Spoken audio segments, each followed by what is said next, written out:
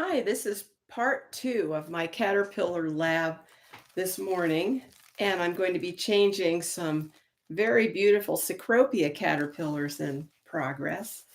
The Cecropia caterpillar grows into the Cecropia moth, which is the largest of our giant silk moths in North America.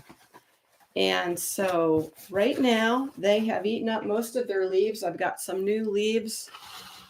You'll be able to see them in a few minutes behind us of the three-leaf sumac, which in Arizona grows abundantly despite the incredible dryness. And I'm in northern Arizona, where none of the host plants normally available for these are easily available. And when they are, they don't work as well as this Rust trilobata, Roost trilobata, or trilobata. Anyway, it's a very successful alternate host plant for all of the giant silk moths that I'm raising, which includes right now Promethea, Cecropia, Luna, Polyphemus, and the royal walnut moth, Citheronia regalis.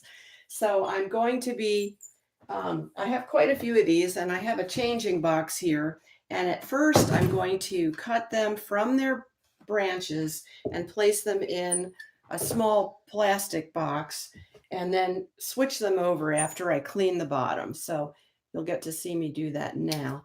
Always cut off the caterpillar from the using the cut branch. Never pull the caterpillar. And look at how cute that is. That's one of my favorite instars of this species because it looks like little push pins. Let me try to not overexpose it, but show you how cute.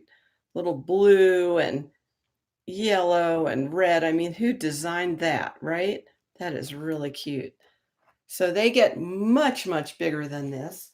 And right now, what I'm going to be doing is just place them, they'll stay on their branch in this plastic box. I'll place them all in there and then I'll switch them over. So I don't want to go too fast on this.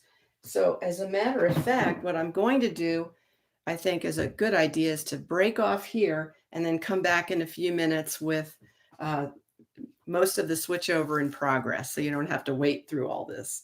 Okay, I'll be back in a minute.